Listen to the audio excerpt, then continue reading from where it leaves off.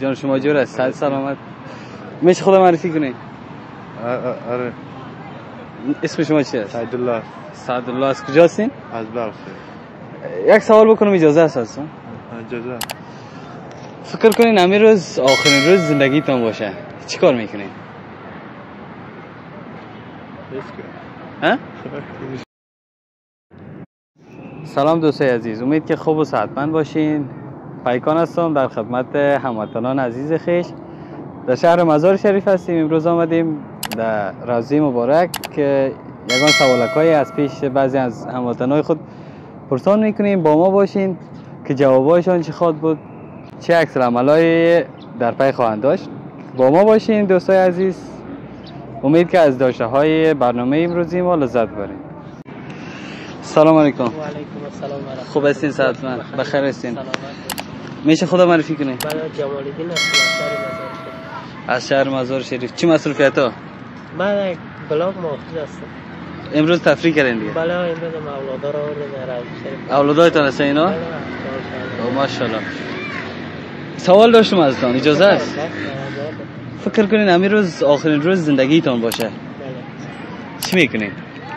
یعنی یک تفریح است دیگه، یعنی یک میگردیم که دل ما خوش شود دیگه. نه، سوالی است که اگه این روز اگه شما بفهمین که آخرین روز زندگیتون است، بعد از این زندگی نیست، این شما چی میکنین؟ خداوند خودش میفهمه دیگه. نه ما شما خود نمیفهمیم. یعنی اگه بفهمیم، اگه چنین یک اتفاقی بیفته بله چی کار میتونیم بکنیم؟ دیگه چیزی کاری کردن نمیتونیم، دستی الله است دیگه. آها. بله خداوند که هیچ کار نمیکنین؟ نه چیزی کاری کنه خداوند خودش میفهمه ما چی. زنده باشین. سلام علیکم. علیکم السلام. چیز داریم؟ خوب هستین؟ صحتمند؟ بخیر هستین؟ اجازه است بشینین؟ بشین. نامتون چی است؟ اسم من نجیب. از کجا هستین؟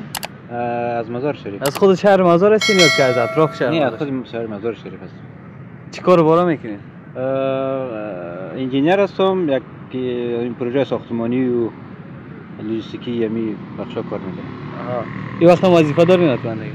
بله چون کارهای ما که از آزاد است، یکی دو پروژه داریم دیگه، فعلا سرمو کار روان است. یک سوال درباره زندگی بکنم اجازه است براتون؟ میتونم اجازه. اگه میخواستین در دنیا، در کل دنیا یک چیز تغییر بدین او چی می بود؟ سوال بسیار سختی کنید، ولی اگر چیزی را میخواستم تغییر بدم این که باید عدالت اجتماعی تامین میشد که هیچ سیستم طبقاتی بیخی از بین میرفت و تمام انسان ها یک سیستم در یک لیول زندگی میکرد، هیچ کس از کسی بهتر نمی بود، اما با هم یکسان بسیار به یک شکل ساده و آسان و به یک شکل محبت و صمیمیت زندگی میکردن.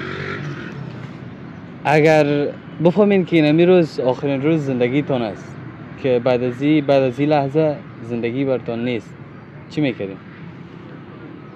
دیگه میخواستم از گناهایی که خرد و کوچک طبعا کل یک گناه دارن، بله میخواستم از گناهای خود توبه کنم و رجوع کنم به الله حق.